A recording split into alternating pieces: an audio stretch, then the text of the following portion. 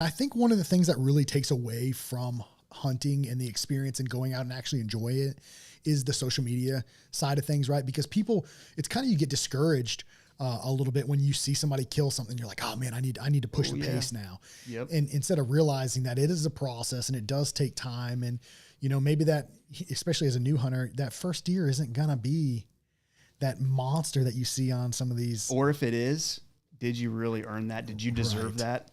You know what I mean? And it's like, I've killed some great deer. I have higher expectations still moving forward, as everybody I think should. But like, I felt like I really deserved that deer that I shot last year. And in my section of the area, that's not really, I mean, it's a great, mature, big deer, but like, there's plenty of other people shooting way bigger deer than that. But me personally, I was like, this is exactly what I deserved for what I put into it. So I think that needs to be an aspect people need to apply as well. Yeah, I agree. I think that's very important. Be realistic with yourself. And, you know, I mean, because, you know, you go out and you kill a deer and, you know, well, whatever.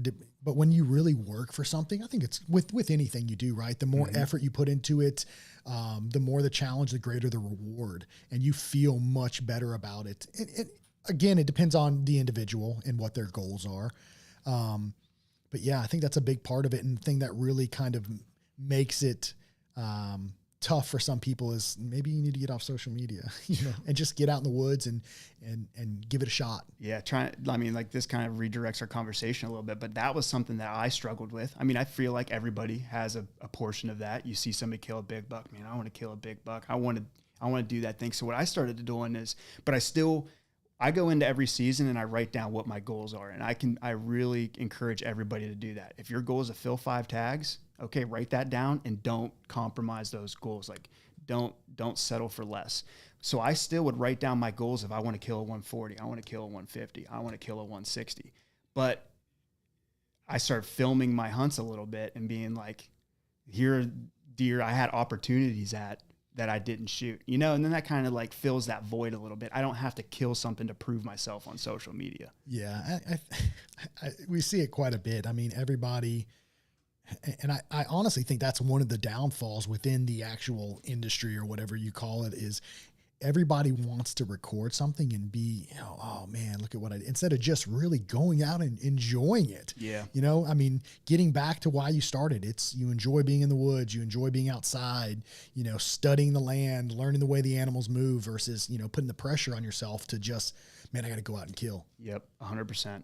And that comes into, like, springboards right into the preseason scouting and stuff. And like, I want to get into the weeds on that as well. Like, so if my home life is in order and I'm picking an area, I got a new piece of property, it's postseason and I'm going to go check that place out.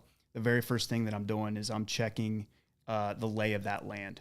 And this is where you need to have an understanding of the animal's behaviors that you get from woodsmanship and being present in the moment when you're out in the woods. And right off the bat, what I'm looking for through these different mapping softwares is I focus most of my time on buck beds. Like, am I going too far? So no. So back up a little bit. So if you have a new property, and that's going to be a question is, you know, a lot of guys get access to a new piece of property, right? Mm-hmm. So maybe they get access to it right now, right? Yep. There, you start with maps. You start from the e-scouting side of things before you even step on the property. Absolutely. And whether this be a public piece or a knock on door permission or a family member just bought a new property.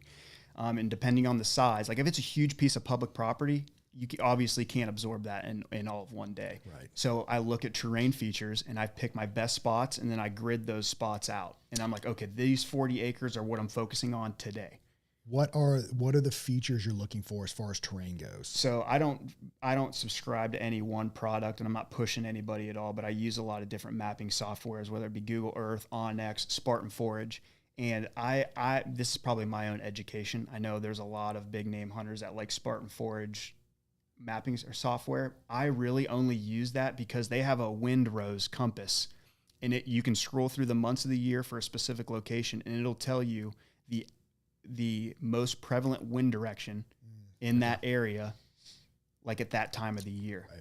And then from there, I determine, okay, where are these leeward hillsides, meaning downwind of that So like if a buck was bedded on that hill, it's on the downwind side of that. So the wind's coming over the top and pushing down on him from there. Right. And that way he can smell everything coming over the hill, and then he can look down that hill and see everything coming up at him. And I know it's super flat here. So you're looking for micro terrain. You're looking for ditches, hills, thick vegetation, and stuff like that. So that'll be the first thing that I do. And sometimes I'll even take the property lines off of a map. You know how like you got like the grids of like property owners and stuff, because the deer don't know property lines. Where are the specific locations that this deer wants to live where he feels like he's safe? And that's where you need to go. And if you don't have permission on that property, you need to figure out how to get on that property. And so I look for those specific features like downwind edges, hillsides, ridges, valleys, and you want a terrain feature that naturally funnels these deer, as well as giving them the necessities for life.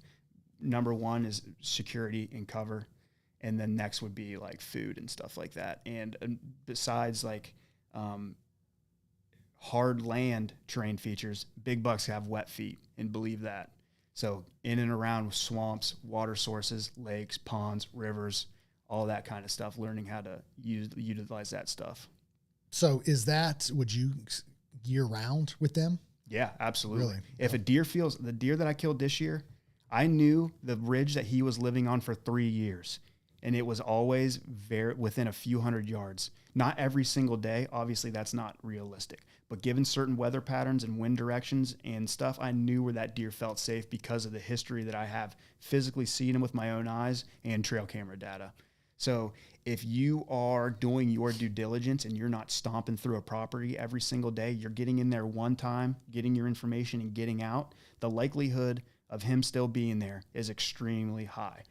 And if you're only getting nighttime pictures of that deer, that's because your presence in that area is forcing him. He still wants to be there. This is his location. This is his core range, and he wants to live there, but you are only putting him there at night. That is some great information. Yeah. And it's hard. I think it's really hard to accept that for some people too, especially guys that have smaller properties. Yes. Right. It's like, I'm not in there that much. It's like, you don't realize it, but you're in there more than you should be. Absolutely.